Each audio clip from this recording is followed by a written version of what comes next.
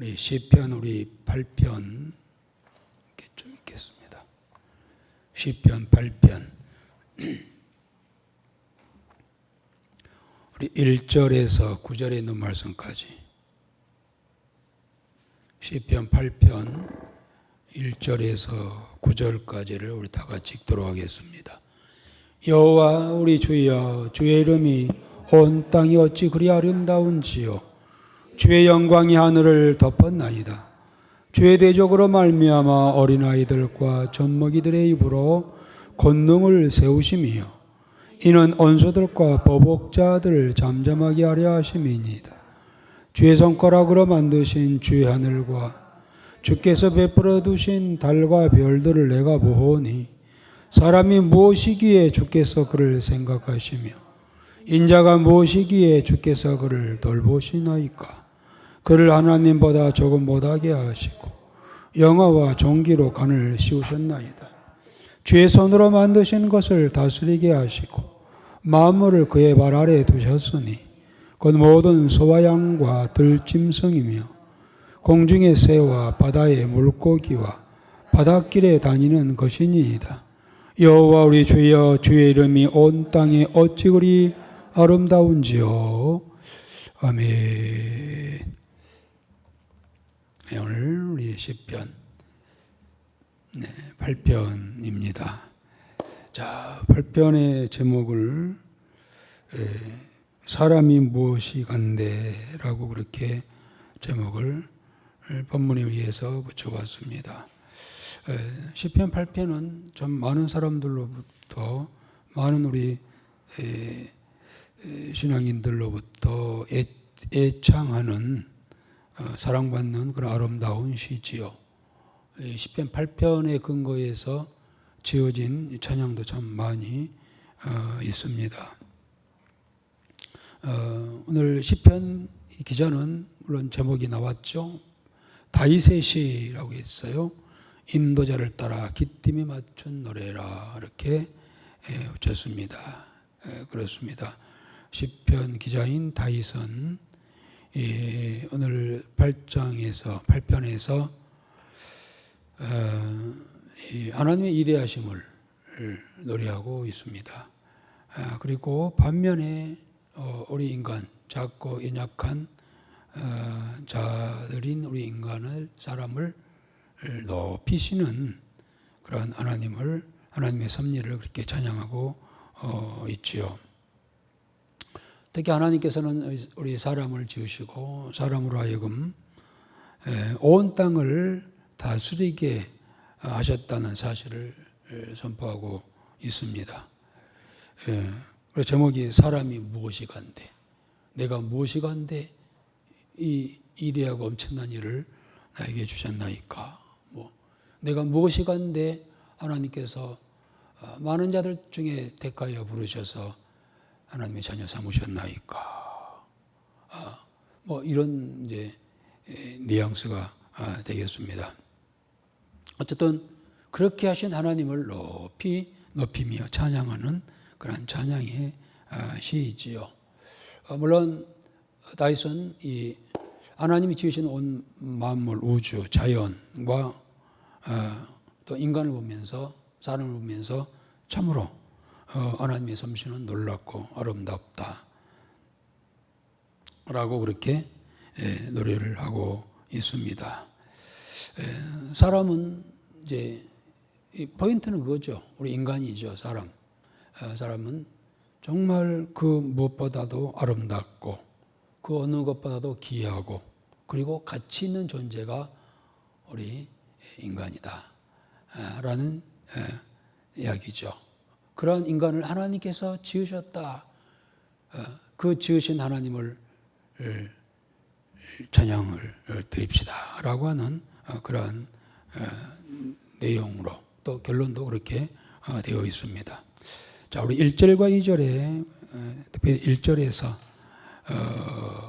먼저 이 다윗은 하나님의 아름다운 하나님의 이름을 찬양을 했습니다. 한번 1절만 같이 읽어볼까요? 여호와 우리 주여, 주의 이름이 온 땅에 어찌 그리 아름다운지요. 주의 영광이 하늘을 덮었나이다. 그렇습니다. 여호와 우리 주여. 여기서 우리라고 하는 말은 이스라엘 공동체를 이야기하고 있어요. 우리는. 그래서 이스라엘 백성들은 모이면은 이 찬양을 했다는 것이죠. 오늘 제목에도 인도자를 따라 기쁨에 맞춘 노래라고 했습니다.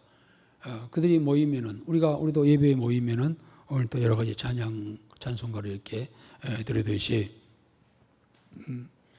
이스라엘 공동체는 들이 모일 때마다 이 시편 8편을 아주 애송하며 그렇게 불렀다는 것이죠. 그러면서 다윗은 여호와를 주라 우리 주여라고 했습니다. 여호와 우리 주여라고 그렇게 했습니다. 여호와라고 하는 말은 무슨 말일까요? 우리가 부르는 하나님의 이름이죠. 하나님의 이름은 여호와입니다. 그런데 여호와라는 뜻이 뭘까요? 여호와, 스스로 있는 자, 스스로 있는 자. 이 말 속에는 여호와이신 우리 아도나이 주님은, 하나님은 만물의 근원이시며 주인이십니다 라고 하는 의미가 이름 속에 포함이 되어 있습니다. 우리도 이름을 가지고 있는데요. 우리 이름을 지을 때 우리 부모들이나 어떤 어른들이 이름을 지을 때 다 의미를 가지고 이름을 붙여 주었죠. 가만히 보면은 사람들은 자기 이름대로 살아가지요. 공중의 새들도 보면은요, 공중의 새들은 자기 이름을 부르면서 노래하잖아요. 깨꼬리는 깨꼴, 정다리는 정달 하면서 자기 이름을 부르면서 노래하듯이 사람도 이름을 잘 지어야 한다는 거죠. 잘 지어야 한다는 것이죠. 예. 그러듯이 하나님도 이름이 있어요. 그 이름은 여호와라. 여호와, 스스로 계신 자. 뭐 스스로 계신 자, 그렇게 끝날 수도 있겠지만 그 의미 속에는 스스로 처음부터 원초적인 원래 계신 분이었고 그분이 만물을 창조하신 분이시다. 그리고 주인이시다. 만물의 근원이시요 주인이십니다 라고 하는 그런 의미가 속에 들어있습니다. 그래서 우리가 여호와 주 하나님 할 때 하나님은 나의 주란 말은 아도나이란 말이잖아요. 주님이란 말이에요. 주님. 하나님 나의 주님은 여호와이십니다. 여호와시라고 하는 이름을 부를 때, 또 고백할 때 그 속에 포함되어 있는 것이죠. 하나님은 만물의 창조자이십니다. 만물의 주인이십니다. 그래서 여호와라고 하는 이름 자체가 영광스러움을 나타내는 그런 이름이죠. 다윗은 정확하게 하나님에 대해서 알았어요. 그래서 그런 하나님에 대해서 구체적으로 알았기 때문에 하나님을 향하여 구체적으로 그는 노래하고 그를 섬기며 그를 찬양하고 경배하고 살았던 것이죠.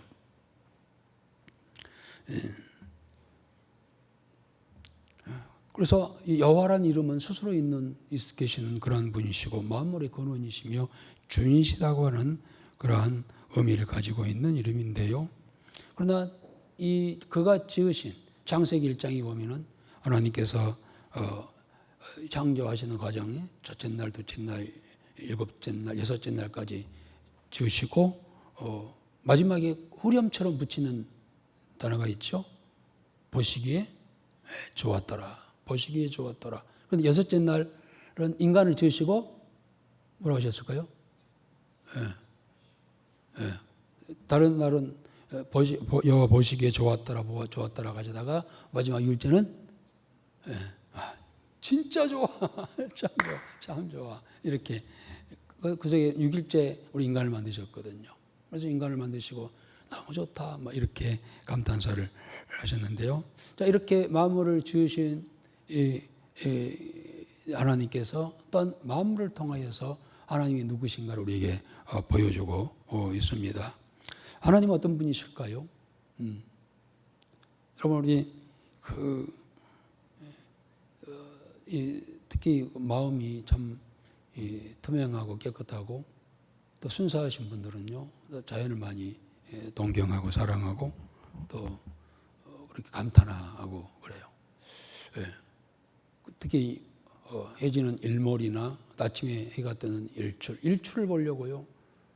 그 새벽에 일어나서 특히 우리 1월 1일 같은 경우는 그 성호 영심이 끝나고 확 산에 올라가가지고 그 일출 해 뜨는 것을 보려고 막 또 뭐 올라가고 너무 아름답거든요. 그 1년을 그 아름다움을 품고 하루를 1년을 시작하자 뭐 그런 의미도 있겠습니다만은 얼마나 아름답습니까? 또 가을이 되면은 형형색색 그러한 이 단풍이 들고 또 그래서 많은 사람들이 그 아름다움을 담으려고 막 그림을 그리면서 좀 자연과 가까워지고 싶고 자연으로 돌아가고 싶은 마음들을 갖게 하는. 그래서 요즘에 그 프로그램에 나는 자연인이다 뭐 그런 프로그램도 있잖아요. 사람들이 막 자연으로 산속으로 들어가가지고 그렇게 살아가고 있는데 그들은요 참 이 자연의 아름다움을 느낀 그런 자들이라고 할 수가 있겠죠. 그 모든 것이 하나님께서 지으신. 그래서 하나님은 예술가이시다. 또 하나님은 하시는 일이 너무 정확하시다. 우리는 이제 우리나라도 이제 동고서저지요. 동쪽 우리나라 지도에 보면은 동쪽은 높고 서쪽은 낮아요. 그래서 우리나라 지도가 뭐 등처럼 이렇게 있어가지고 동해안 쪽은 높잖아요. 그런데 서해안은 올수록 아주 낮아요. 동해안에서는 이 썰물과 민물 차이를 잘 못 느끼지만 서해안에 있는 뭐 군산, 목포 뭐 이쪽으로 인천 쭉 보면은 이 민물과 썰물, 조수간만의 차이를 확연히 느낄 수가 있죠. 근데 어쩔 때는 그런 걱정이 들어요. 서해안에 뭐 물이 막 들어오면 이거 도시 막 이렇게 침수되지 않을까. 많은 그런 걱정도 할 정도로 그렇게 정확하게 이 조수간만의 차이를 정확하게 하셔서 한계를 넘지 않도록 하시는 그 설계, 그 계획을 하신 분이 하나님이시라고 하는 겁니다. 사실 우리가 지구에 살고 있지만은요, 지구와 달과 태양이 이 세 별이 정확하게 있어야 할 위치에 놓여 있다는 겁니다. 조금이라도 멀어지거나 우리가 이 해하고 태양과 조금만 멀어지면 추워서 우리는 다 죽을 거예요. 조금만 더 가까워졌다면 우리는 뜨거워서 살 수가 없지요. 적당하게 정확한 거리에다가 해와 달과 별을 두고 그렇게 특히 자전과 공전을 통하여서 사계절을 체험하게 하고 이러한 것들이 얼마나 정확하고 오차 없이 아시는지. 물론 요즘에 무슨 이상 기후로 인하여 가서 아주 이렇게 많이 흐트러졌지만 이것은 인간의 스스로 인재죠, 인재. 하나님께서는 정확히 만드셨는데 잘 관리하지 못한 우리 인간들이 잘못해가지고 이런 기후 변화로 인하여서 어려움을 겪고 있습니다만은 그러나 하나님은 얼마나 정확하게 이 모두 우주 만물을 지으셨는지. 이제 그래서 우리가 이런 자연 만물을 보면서 지으신 것들을 우리가 보면서 하나님께서 지으셨다고 하는 것을 느끼고 또 하나님을 다윗과 같은 경우는 하나님을 찬양하는 그런 모습을 볼 수가 있죠. 그럼 어떤 사람이 이 하나님을 지으신 장점을 통하여 하나님을 볼 수 있을까? 2절이죠. 2절 한번 읽어봅시다. 주의 대적으로 말미암아 어린아이들과 젖먹이들의 입으로 권능을 세우시며 이는 원수들과 보복자들을 잠잠하게 하려 하심이니이다. 그렇습니다. 이 겸손한 자가 이 하나님의 그 놀라운 솜씨를 알게 되고 보게 되고 그리고 찬양하게 된다는 겁니다. 대적을 시켰죠. 주의 대적으로 말미암아 어린아이들과 젖먹이들의 입으로 권능을 세우시며라고 했습니다. 이 대적과 어린아이, 젖먹이 대조를 했죠. 대적자들은 누구일까요? 대적자, 악한 자, 악인들이죠. 자기의 힘으로, 자기의 힘을 자랑하고 교만하게 하나님의 존재를 부인하는 자들은 어찌됐든 간에 이 세상 만물, 우주 만물을 갖다가 하나님이 지으신 것에 대해 하나님이 지으신 것을 배제하려고 하는. 그래서 진화론이 나오잖아요. 진화론은요, 철저히 창조론을 부인하는 것이죠. 하나님의 존재를 무시하고 또 하나님에 대하여 우리 인간의 의식 속에 하나님을 제거하려고 하는 그런 악의 행동이, 악의 그러한 결론이 바로 이 진화론이죠. 진화론은 모든 만물이 우주 만물이 진화에 의해서 생겨났다라고 하는 겁니다. 그것은 진화론 말씀드린 것처럼 우리 인간으로 하여금 그 하나님의 존재를 우리 내리 속에 제거하려고 하는 악한 그런 수단이라고 할 수가 있지요. 그러나 반면에 어린아이나 젖먹이, 이들은 누굴까요? 연약하지만 하나님의 이름을 부르는 겸손한 자. 만물이 하나님께서 만물을 지으셨다라고 하는 이 고백하고 인정하는 자는 그 하나님 앞에, 지으신 하나님 앞에 하나님을 향하여 겸손한 자들이라고 하는 겁니다. 어린아이와 같이 순수해야만이 이 하나님을 알고 그 하나님이 지으신 그러한 모든 만물을 보면서 감상하고 또 절개하는, 또 감동하고 감탄하는. 아까 우리 나는 자연이다 라는 프로그램을 보면은요, 사람들이 산속에 들어가 살아요. 왜 그럴까?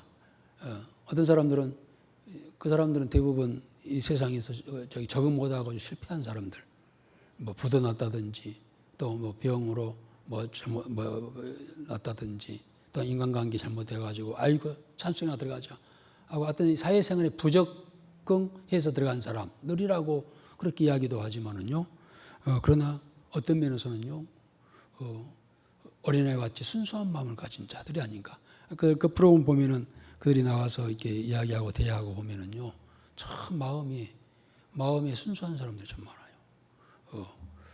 그리고 일생 살아오면서 그 어떠한 일들에 대해서 눈물을 짓고 눈물을 흘리고 감동하고 뭐 이런 아주 어떤 면에서는 그 순수한 사람들, 어린아이 같은 사람들. 그래서 오히려 아이고 세상 차라리 이 자연이 좋아 하고 자연 속에 들어가가지고 그렇게 살아가는 사람들, 어떤 자연 앞에 겸손한 사람들이라고 할 수가 있겠죠. 마찬가지로 다윗도 그래요. 여호와 하나님께서 만물을 창조하시고 창조물을 통하여 우리가 하나님을 볼 수가 있다. 그들은 누구냐? 악한 자가 아니라 어린아이같이 순수한 자이다 라고 그렇게 노래를 하고 있습니다. 그래서 이렇게 노래한 이유가 뭐겠습니까?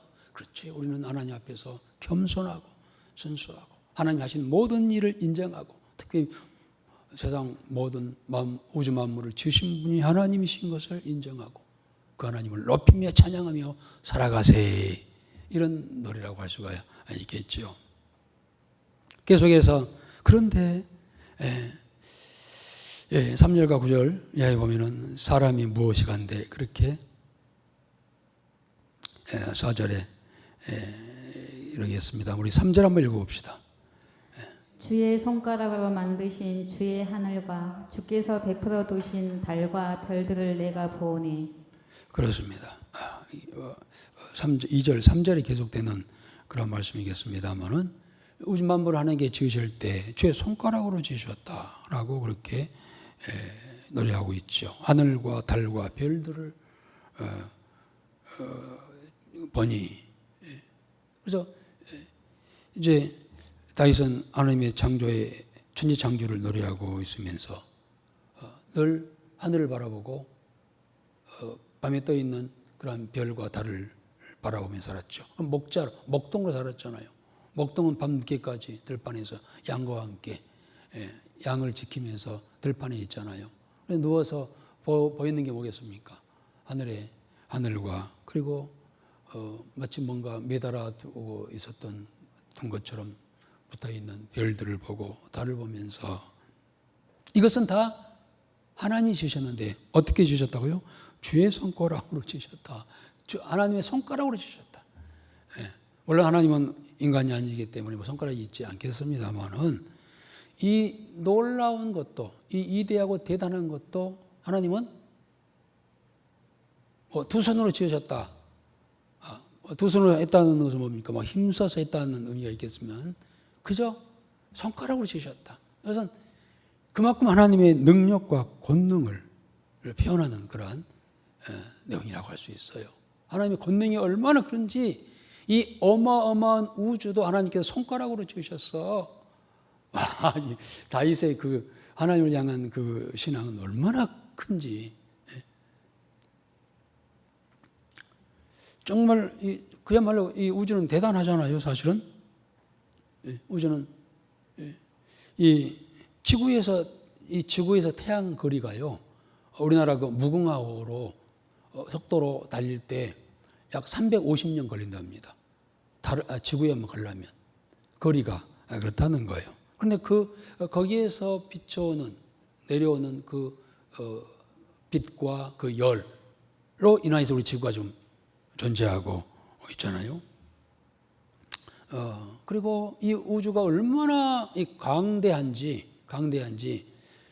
하나님께서 최초로 지은 별의 빛이 지금 빛의 속도로 지구를 향하여 오고 있지만 아직도 우리 지구에 도달하지 못한 그러한 별들이 많이 있다는 거예요. 빛의 속도가 얼마입니까? 빛의 속도. 소리의 속도는 1초에 320m 갑니다. 그래서 꽝 때리면은 1초 꽝 이렇게 소리 내면은 1초 후에 320m 도달해요. 그러니까 그렇게 소리의 속도도 빠르죠, 사실. 그럼 빛의 속도는 1초에 그러지 지구 둘레를 7바퀴 반 돈대요. 똑딱하는 순간에 빛의 속도가 어마어마한 속도입니다만은 그런데 대초에 하나님께 별을 우주에 지으셨는데 그 별이 그러니까 우리 눈으로 하늘에 밤에 우리 눈에 보이는 별들은요 거리가 어마어마해요. 어마어마한데 그 빛이 우리 지구에 도달한 것만 우리에게 보이는 거예요. 그런데 아직도 도달하지 않는 별들이 무수히 많다는 거예요. 빛의 속도로 오는데도. 왜 얼마나 지구가 멀리 있다는 겁니까? 그런데 이런 우주도 하나님께 지으실 때 뭘로 지으셨다? 진짜 손가락으로 지으셨을까요? 아니요. 말씀드린 것처럼 하나님의 권능이 그렇게 크고 강대하고 위대하시다. 그 하나님을 이야기할 때 무슨 수식어를 써서 그 하나님의 그 위대함을 강대하심을 그 권능이 있으면 어떻게 표현해요? 이건 우리가 이 표현한 것 그 자체가 하나님 무시하는 거예요. 사실은. 지금 다윗은 세상에서 최고의 시인이 바로 이 다윗인데 다윗도 그 어마어마한 언어로 인하여서 하나님을 찬양하고 있지만은 그 찬양하는 그 단어를 입에서 나오는 순간에 하나님을 무시하는 거예요. 그것과 비교할 수 없는 하나님의 그 영광스러움. 그건 무슨 말인지 알겠어요, 정교사님? 이해가 가요? 네, 그래요. 얼마나 그 하나님이 대단한. 그런데 문제는 이제 4절부터 이러시는 하나님 앞에 하나님께서 이런 말로 표현할 수 없는 위대하고 위대하다는 말 자체도 하나님 앞에 하나님을 무시한다나요. 알고 보면 그 앞에서 사람이 무엇이기에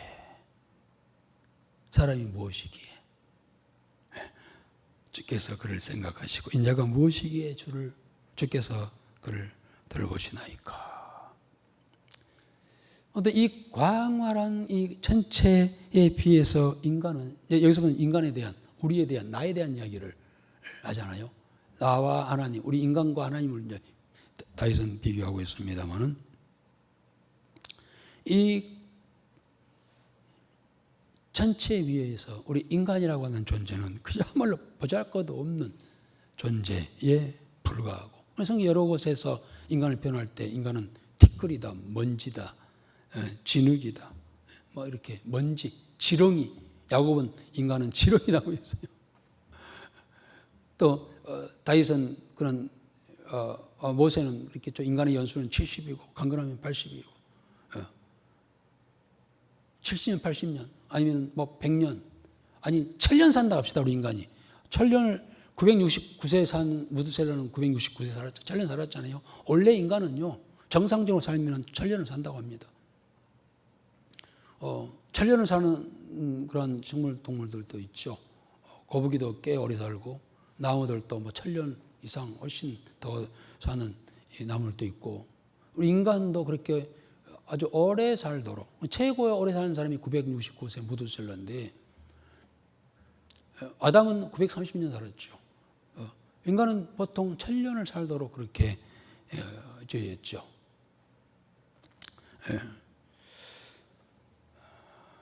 그래 1000년을 산다 합시다. 1000년을 우리가 1000년 산다 합시다. 그래 1000년을 산다고 해도 하나님의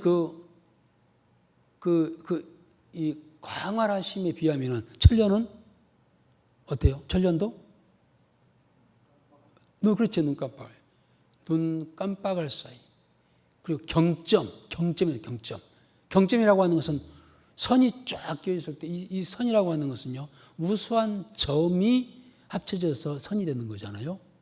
그 선 위에 있는 하나의 점에 불과한 것이 우리의 인간이다. 경점에 서 있는 존재가 우리 인간이다 라고 그렇게 이야기하고 있잖아요. 그래요. 하나님 그 광활한 그 시간 속에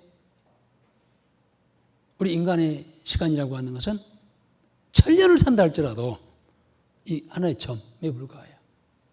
그런데 기껏 살아봤죠. 요즘에는 잘 살아야 100년 사는 존재인 인간이 되게 거만하고 교만하고 자만하고 아주 우쭐대고 그렇게 살아가죠. 그런데 이 보잘것없는 이 인간을 하나님께서 기억해 주시고 그렇잖아요. 그를 생각하시며 나를 이 보잘것없는, 이제는 우리 자신으로 돌아갑시다. 보잘것없는 나를 하나님께서 생각하시고 인자가 무엇이기에 주께서 나를 돌보시나이까. 그렇습니다.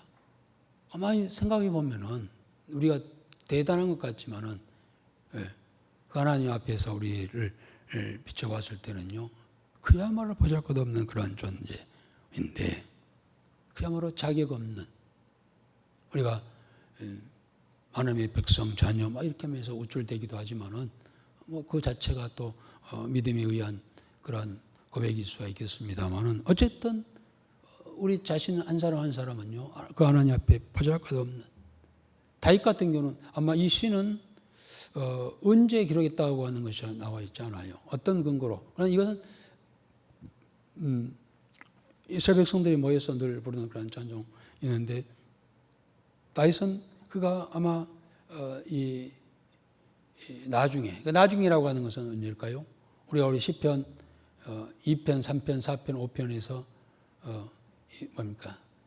다윗의 그러한 이 비탄의 시로 기록되어 있잖아요. 비탄은 그가 죄를 짓고 그 죄가 뭡니까? 바세바를 범한 후로 아주 눈물로 지은 시가 바로 3, 4, 5, 6장인데요. 그 후로 지어진 시라고 생각이 되어지는데, 다윗은 그야말로 하나님 앞에서 얼마나 추한 존재였습니까?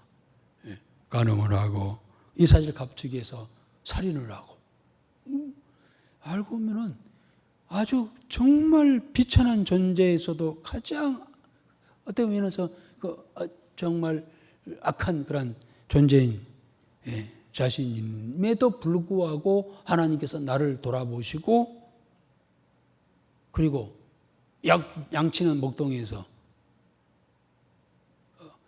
다윗은 세 번의 기름 부음을 받고 통일왕국의 왕이 되잖아요. 그렇게 그 과정을 거치면서 그에게 기름 부어주시고 그렇게 시기하고 질투하는 상황 속에서도 그를 시기하고 질투하고 죽이려고 하는 그러한 자들을 제거하고 특히 사울왕을 초대왕이었던 사울왕도 하나님께서 그를 제거하고 그를 갖다가 높이 들어서 왕이 되시게 하시는 것. 생각하면 생각할수록 이건 말할 수 없는, 표현할 수 없는 그 감동이 아닐 수가 없어요. 그리고 이제 그는 다윗은요, 그 다윗의 자손, 후손으로 인하여 메시아이신 예수님께서 태어나셨잖아요. 그래서 인간세의 가장 위대한 인물 하면 다윗이잖아요. 지금 이 지구상에 한 70억 이상의 인구가 있는데요. 우리 교회만 하더라도 동명이인들이 있잖아요. 뭐 성자 하면은 성자도 윤성자도 있고 오성자도 있고 성자도 있고 뭐 이름들이 참 겹치는 이름들이 많은데 이 세상에서 가장 많이 사용되고 있는 이름이 무슨 이름인지 아세요? 가장 많이 이 이름을 지어서 부르는 이름. 그리고 다윗이에요, 다윗. 우리나라에도 한 1,000만 명의 그리스도인들이 있는데요. 뭐 세상 사람들은 다윗이라고 잘 안 지어요. 그런데 우리 그리스도인들 중에는 다윗이라고 하는 이름을 지은 사람이 참 많아요. 또 영어 이름으로는 데이빗이죠, 다윗이죠. 유럽에 있는 기독교 국가의 나라의 사람들이나 미국의 사람들은요, 다윗이라는 이름을 많이 쓰고 있어요. 세상에서 가장 많은 이름이 이 다윗입니다. 그만큼 다윗의 위대한 그러한 인간사의 가장 위대한 존재가 바로 다윗이라고 그렇게 우리가 인정을 하죠. 그러한 그도 인간사의 가장 위대한 인물이 바로 다윗 자신임에도 불구하고 그는 하나님 앞에서 자기를 볼 때는 가장 미천한 존재가 아닐 수가 없는데 나를 생각하시고 내가 무엇이기에 나를 돌보시나이까 하고 그렇게 의뢰합니다. 이것은 우리 다윗의 고백만 찬양이 아니라 고백과 찬양이 아니라 오늘 우리의 고백과 찬양이 될 줄 믿습니다. 내가 무엇이간데 정말 분타와 같은 지렁이 같은 티끌과 같은 존재. 잠시 있다가 사라지는 안개와 같고 잠깐 피었다가 사라지는 꽃과 같고 하는 존재를 하나님 무엇이 간데 나를 부르셔서 자녀 삼으시고 그 위대한 우리 입으로 언어로 표현할 수 없는 그 위대한 하나님을 노래하며 찬양하고 예배드리게 드릴 수 있도록 하셨을까? 이 생각하면은요, 이 진짜 이 감격적인 일이 아닐 수가 없어요.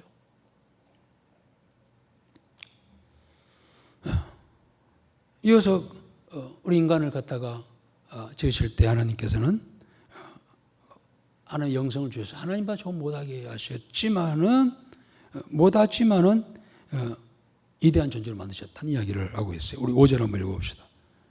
그를 하나님보다 조금 못하게 하시고 영화와 정기로 관을 씌우셨나이다. 그렇습니다. 다윗은 인간관에 대해서 이야기하기를 하나님보다는 못하지만은 그러나 영광과 정기와 간을 씌우셨다. 말할 수 없는 형편없는 존재이지만은 그러나 하나님께서는 우리에게 하나님보다 좀 못하겠다는 건 무슨 말일까요? 창세기 2장 7절에 보면은 하나님이 사람을 흙으로 지으시고 그 코에 생기를 불어넣으시니 사람이 살아있는 영혼체가 되었다. 생명이 되었다라고 했어요. 생명이에요. 어쨌든 하나님 앞에서는 진짜 보잘것없는 존재인 것을 확신하지만은 그러나 인간 속에 하나님의 영, 푸뉴마, 생기를 불어넣으셔서 영체가 되겠다는 영체. 이 세상, 이 우주 만물 모든 것 중에 이 영원체를 영을 가진 존재는 없어요. 식물은 생혼을 가지고 있고요. 동물은 이 생혼을 가지고 있지만은 인간은 영혼을 가지고 있는 존재예요.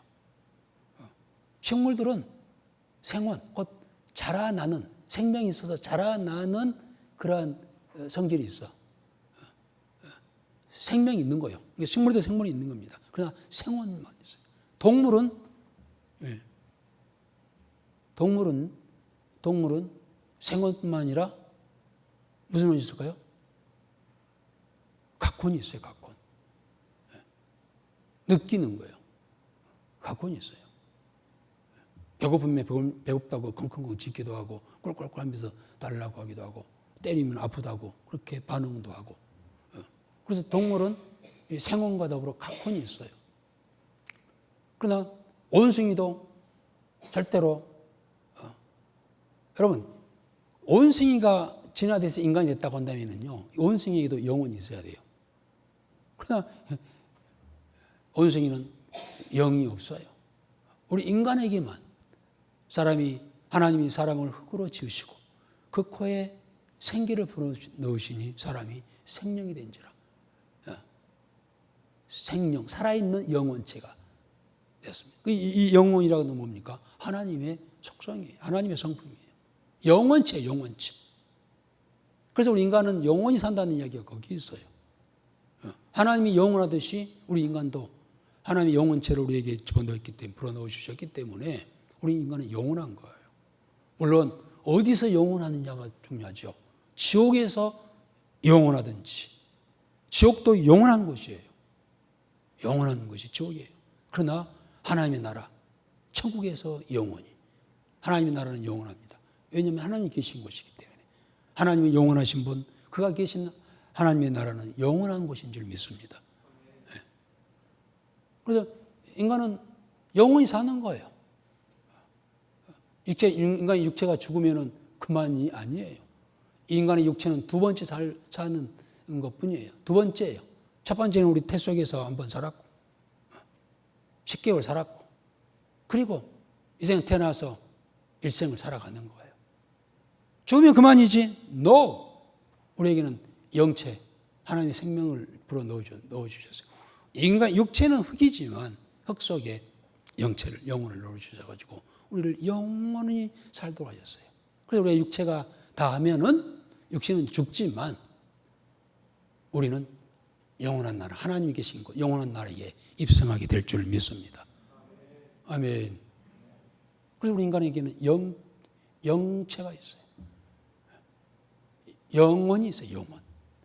식물에게는 생혼이 있고, 동물에게는 생혼과 각혼이 있지만, 우리 인간에게는 생혼과 각혼과 영혼이 있다고 하는 사실이에요.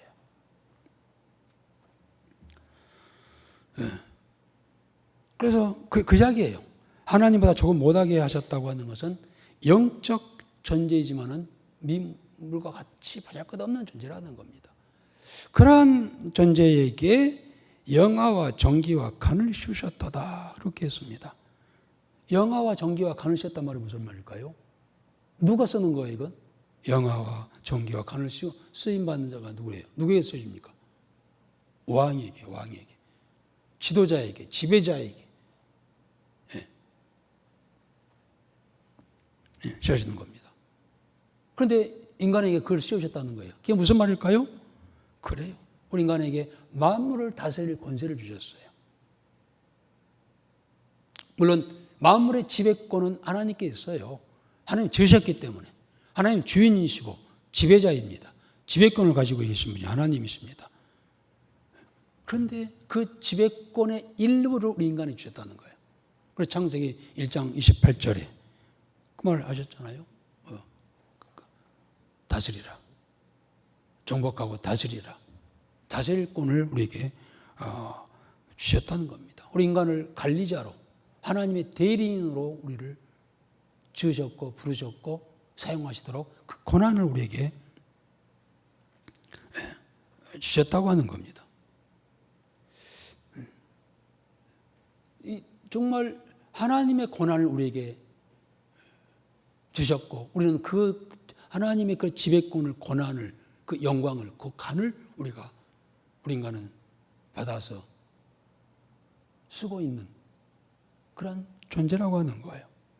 그러니 우리 인간이, 그래서 하나님보다 조금 못하게 하시고, 인간을 하나님과 비교한다는 것은 감히 있을 수 없는 일이지만은 그래도 그 하나님의 그 지배권을 우리 인간에게 주셔서 하나님의 영광을 드러내게 하셨다는 거예요. 그래서 우리 인간의 존재의 목적이 뭐냐? 하나님 영광을, 하나님이 주신 그 지배권을 가지고 하나님께 영광을 돌려드리는 것이 우리 인간의 존재의 목적인 줄 믿습니다. 아멘. 우리가 왜 사느냐? 고민할 거 없어요. 세상 사람들은 왜 사는가도 모르고 살아가. 어디서 와서 뭐 하다가 어디로 가는지 모르고 그냥 사니까 사는 거예요. 그러나 그것은 하나님을 잃어버렸기 때문에, 하나님을 모르고 잊어버렸기 때문에 어디서 왔는지, 왜 사는지, 또 어떻게 앞으로 될 것인지 모르고 살아가요. 그러나 분명히 성경은 하나님께서는 우리에게 알려주시잖아요. 우리 인간은 하나님께로부터 부여받은 그런 지배권을 가지고 하나님의 일을 하다가 하나님께 가는 존재가 우리 인간이다라고 하는 거예요. 물론 지금 이렇게 말하니까 있잖아요. 영화와 종기와 간을 씌우셨도다. 그런데 실질적으로는 우리 어때요? 우리 모습은 어때요? 좀 초라하잖아요. 초라해. 뭐 사회적인 지위가 있나? 뭐 그렇다 해서 뭐 재물이 있나? 뭐 존재감도 없는 것 같아. 그리고 뭐 외모로도 이렇게 미스 코리아 자랑하고 막 하는데 그런 외모도 아닌 것 같고, 오히려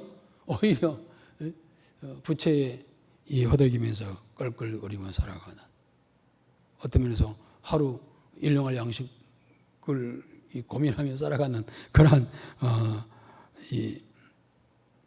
미천한 존재라고 우리가 생각할 수도 있습니다. 그러나 알고 보면은 우리는 그런 존재가 아니라는 겁니다. 하나님의 형상대로 창조되었고 하나님의 자녀로 삼으셨고, 우리는 마음을 다스리는, 그렇다고 내가 다 다 할 수는 없겠죠. 내가 내 범위 안에 있는 내 자신부터 시작해서 내 가정, 내 일터, 내 직장, 내가 섬기는 교회, 내 강주시를 내가 다 할 수는 없어. 그러나 내가 내 범주 안에 있는 것들은 다스릴 수 있는 자격과 권한을 우리가 주신 자들이에요. 그런데 그것도 모르고 우리는 막 이것저것 막 짓눌려가지고 쪼들려가지고 비천한 모습으로 살아가는데 그러한 존재가 아니라는 겁니다. 알고 보면 하나님께로부터 그런 만물을 다스리는 권한을 가진 그러한 위대한 존재라고 하는 거예요. 우리 인간이 얼마나 아름다우냐. 우리가 소위 그런 말 하잖아요. 사람은 꽃보다 아름답다고 하잖아요. 진짜 알고 보면은 우리의 이목구비, 눈이나 코나 입이나 입술이나 우리 머리카락, 참 사실 머리카락이 없으면은요 좀 보기가 좀 그럴 거예요. 그런데 손으로 하는 대로 머리 스타일이, 헤어스타일이 바뀌면서 사람이 그럴듯하게 보이잖아요. 또 조금만 더 이렇게 우리가 손질을 하고 하면은 눈썹도 예쁘고, 눈도 차롱차롱 예쁘고, 코도 어떠기하게 서서 예쁘고, 귀도 이렇게 다 여기서 있고, 어떻게 이렇게 호밀호밀하게 이렇게 우리 한국사님처럼 저렇게 예쁘게 만들어지 몰라. 알고 보면 그래서 사람은 꽃도 아름답지만 꽃보다 더 아름다운 존재가 우리 인간이라고 하는 사실이에요. 좀 빛이 있다 해가지고 빛에 눌려가지고 이렇게 쫄하게 살아가고 있지만은, 그러나 하나님 앞에서는 어떤 존재라고요? 꽃보다 귀하고 아름다운 존재라는 거예요. 아멘. 또 우리 인간이 얼마나 창조성이 있어요. 우리 인간은요 하나님의 형상을 소유한 존재이기 때문에요 창의성이 있어요. 창의성이. 하나님 말씀으로 창조하셨잖아요. 우리 인간의 말도요 창조의 능력이 있어요. 말하는 대로 되는 겁니다. 그래서 말을 잘하라는 거예요. 또 우리 인간은 창의성이 있어가지고요, 뭔가를 잘 만들고 발명해요. 인간이 이 발명한 이 최대의 발명품이 뭔지 아세요? 인간이 최고로 발명이라고 해서 발견이라고 할 수 있어요. 발견한 것이 뭘까요? 옷이요? 꽃? 인간의 발전의 최고의 발명품이 불이랍니다. 불. 그리고 인간의 이 발전의 최고의 발명품 중에서, 이건 발명품이라고 할 수 있겠어요. 발명품 중에서 최고의 발명품은 뭘까요? 우리 어렸을 때 주판이 주판이 발명되면서요, 세상은 급속도로 발전됐다는 거예요. 그 후로 이제 컴퓨터가 나오고 여러 가지 나왔습니다만은, 알고 보면 요즘에는 이거 얼마나 이 발달됐는지요. 자동차도요, 무인 자동차, 딱 그 버튼만 누르면은요, 어디서부터 어디까지 하면은 딱 도착하게 되어 있고, 인간 참 대단해요.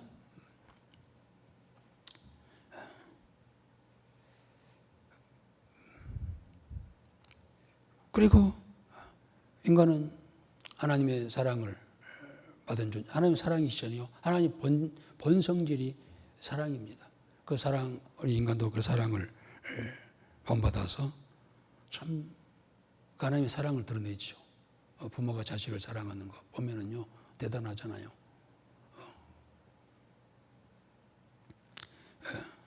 어떤 인간은 그 무엇보다도, 이 세상이 그 무엇보다도 아름다운 그런 존재가 아닐 수가 없어요. 알고 보면은. 우리 옆 사람과 인사합시다. 이 세상에 가장 아름다우신 분입니다. 존귀한 분이시요. 아닌가 봐.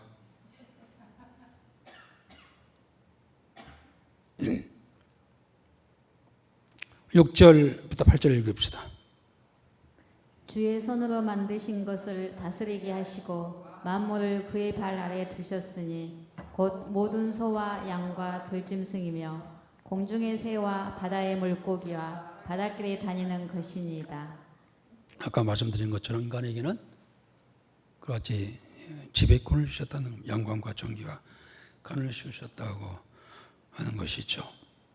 우리 인간에게는 만물을 다스리며 땅을 정복하도록 하나님께서 우리에게 권한을 부여해 주셨습니다. 6절에도 주의 손으로 만드신 것을 다스리게 하시고 만물을 그의 발 앞에 두셨으니 모든 소와 양과 들짐승, 공중의 새와 바다의 물고기, 바닷길에 다니는 것이니라 라고 했습니다.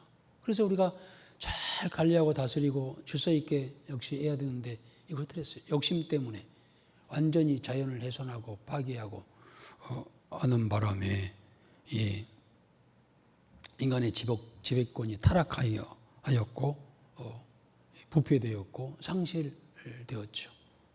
그리고 죄악으로 치닫고 있는 인간이죠. 그러나 여기까지도 하나님께서는 사랑하셔서 다시 그 지배권을, 그 권한을 회복해 하시기 위해서 예수님을 우리에게 보내주셨습니다. 마태복음 28장 18절에 보면은 하늘과 땅의 모든 권세를 내게 주셨으니 너희들은 내 이름으로 가라 라고 하면서 예수님께서 명령하신 것을 볼 수가 있습니다. 우리 마지막 9절입니다. 여호와 우리 주여, 주의 이름이 온 땅에 어찌 그리 아름다운지요. 그렇습니다. 1절을 다시 되풀이하면서 9장을 시편 8장을 마치고 있습니다.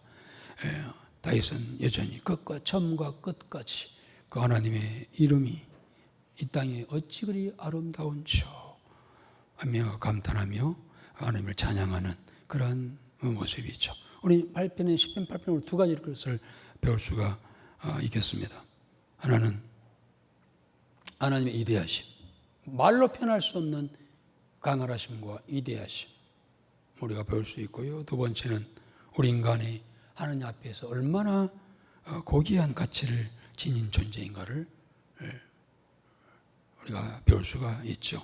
사실 인간을 상품으로 세상 기준에 의해서 상품으로 매매한다면요, 약 2억 원의 가치가 있다 합니다. 장기 매매하잖아요. 저도 우리 교회 처음 시작할 때 빚에 쪼들려가지고 장기라도 팔겠다라는 마음으로 신장 그 당시에 뭐 3천만 원 한다고 이렇게 해서 장기 신장 팔아가지고 아주 좀 숨이라도 돌리자. 한 달에 500만 원씩 막 이자 나가니까 그 쌓이니까 이건 죽지 뭐 살 수가 없어. 그래서 좀 숨통이라도 트이자 하고 그때 마치 우리 교회 부흥사로 오신 누구더라? 그분이 그분도 교회 개척할 때 힘들어가지고 장기 팔려고 돌아다닌대요. 그 말 들으니까 아이고 나에게 그 깊은 소식이었어. 나도 장기 신장 하나 2개니까 하나 팔면은 이자라도 몇 달 갚겠다 하고 뭐 그렇게 했던 적이 있습니다만 어쨌든 장기 매매를 했을 때 우리 인간의 육체는 한 2억 원의 가치가 있답니다. 눈, 신장, 간, 어떤 피부 이런 거 하면 한 2억 원의 가치가 있다고 하는데요.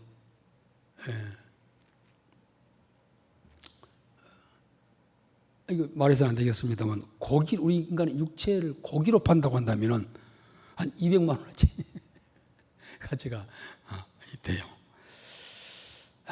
그러나 그럼 우리 얼마나 될까요? 2억 200만 원 정도?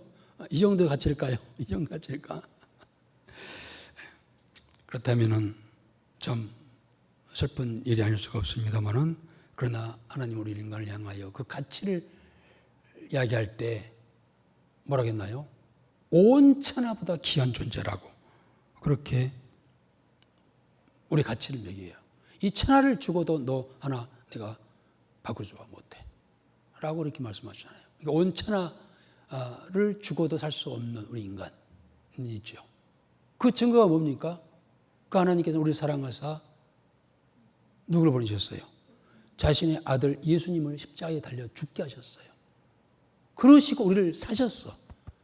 예수님의 피값으로 자기 아들 예수님을 십자가에 달려 죽게 하시고 그 피값으로 우리를 사셨다는 거예요.